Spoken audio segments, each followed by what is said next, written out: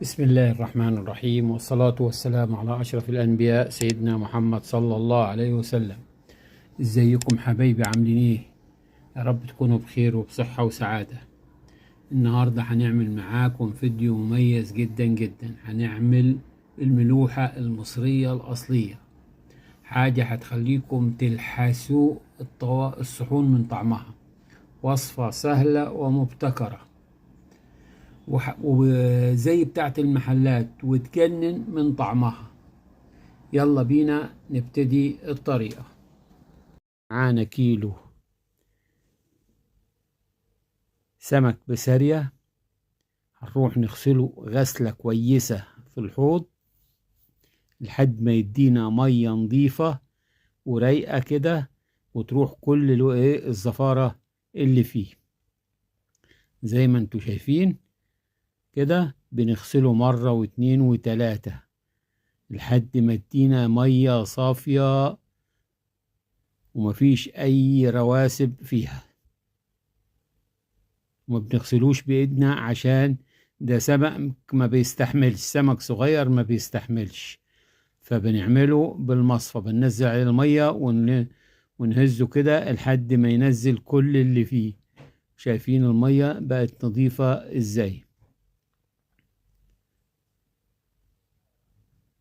بناخده بقى ونصفيه ونحطه في حاجة كده لحد ما يتصفى من كل المية اللي فيه. بعد ما يتصفى من المية بنجيب بولة كده ونحط فيها 5 معالق ملح، ونحط فيها معلقة بابريكا، ونقلبها كده تقليبة كويسة. هتاكلوا ملوحة في منتهى الجمال، أحسن من بتاعة المحلات. جربوها وعلى ضمانتي. وبنحط لهم نص معلقة سكر، وبنحط لهم معلقة شطة، ونبتدي نقلب المكونات دي كلها مع بعض، و3/4 معلقة كركم.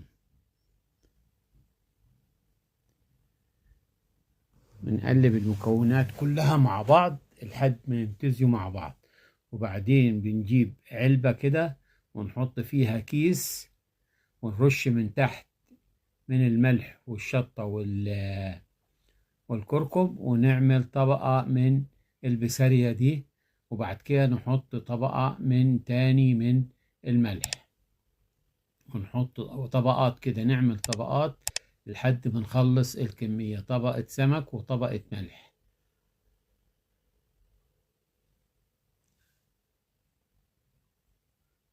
هتاكلوا ملوحة أحسن من بتاعة المحلات، وفي 3 أيام، في 3 أيام هتاكلوها في منتهى الطعامة ومنتهى الحلاوة، وريحتها تجنن بعد 3 أيام، مش أكتر من كده.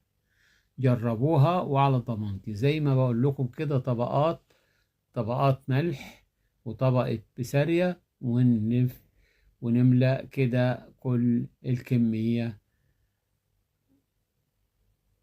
لحد ما نخلص كل الكمية بالطريقة دي.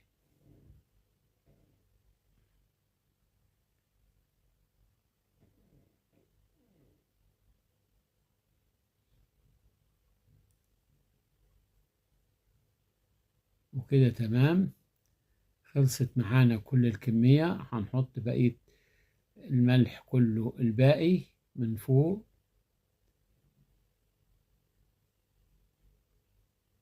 ونرشله شوية زيت من فوق،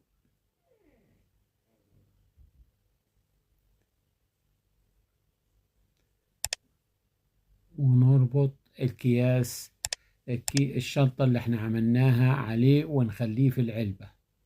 و3 أيام هتاكلوا أحلى فسيخ أو أحلى ملوحة. بنعمل كده، وبعد كده بنربط كيس، يعني بعد ما نعمله كده بنربط كيس فوقيه، يبقى ايه، كيس مربوط وكيس زي كده، كيس متطبقه كده. وبعد كده بنقفل العلبة قفل محكم، وبنحطها في مكان دافي. بنبتدي نفك بقى الرباط ده بعد 3 أيام هتشوفوا السمك. شايفين السمك ازاي؟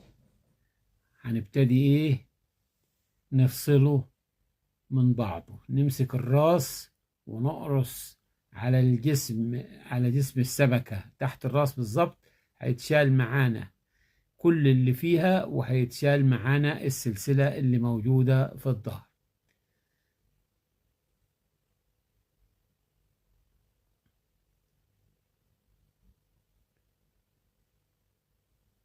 شايفين؟ تطلع معانا دايبة وريحته خطيرة خطيرة. شايفين السلسلة بتطلع الحتة الظهر دي مع كل اللي موجود في بطن السمكة، وريحته خطيرة خطيرة خطيرة، أحسن من اللي بنجيبه من بره. يعني ريحته تخليكي تاكلي، حتى لو ما بتحبيش الملوحة هتحبيها لو انت عملتيه بإيدك وبنظافة. والسمك البسارية ده بيكون رخيص، يعني الكيلو بيبقى 25 جنيه. ايه، فلما هتروحي تجيبيه هتجيبي شوية قد معلقتين ب50 جنيه، فانت تعملي كيلو هيكفيكي سنة.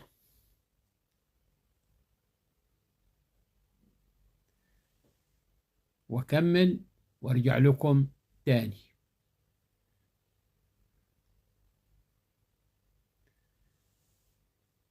هناخده بقى بعد كده ونغسله من الملح اللي فيه عشان ما يبقاش مالح، وكل حاجة فيه هيطلع معانا بالشكل ده.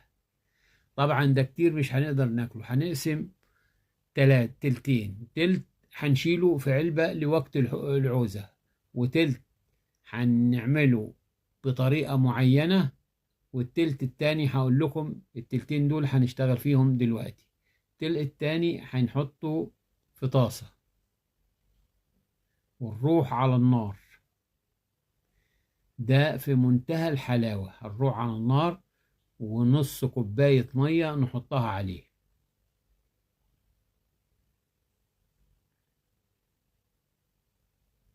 نحطش المية مرة واحدة، وبعد كده نمسك بالمعلقة ندعك السمك نخليه ايه، ندوبه كده.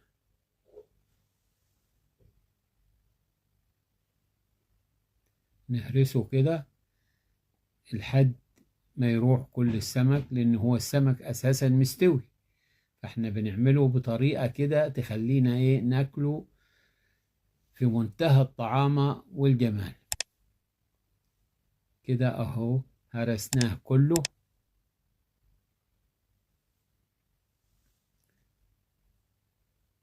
وبعد كده بنجيب الليمون ونعصره فيه.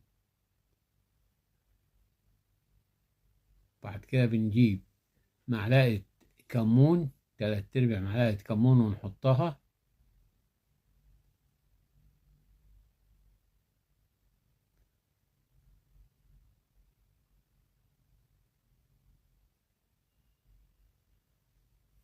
بعد ما ياخد غلوة شوية كده لما نحط الكمون ونقلبه.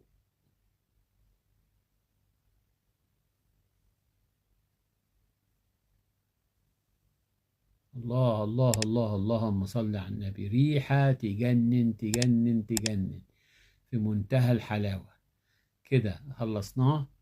هنحط معلقة طحين عليه من فوق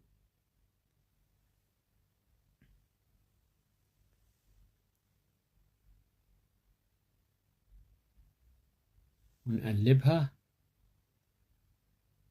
وبعد كده نحطها في طبق التقديم ونرش عليها الزيت.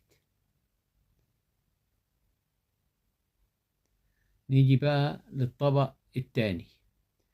هنحط له الكمون بتاعه، ونحط معلقة الطحينة، معلقتين طحينة هنحطهم، ونبتدي نقلبهم. ده يعني نوع تاني في بنفس الملوحة اللي احنا عملناها.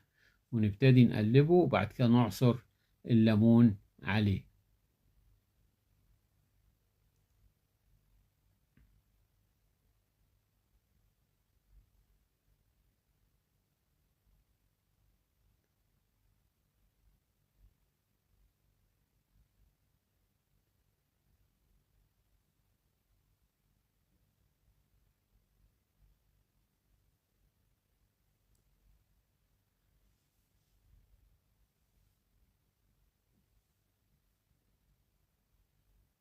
بعد ما عصرنا الليمون بقى كده خلاص جاهز للأكل.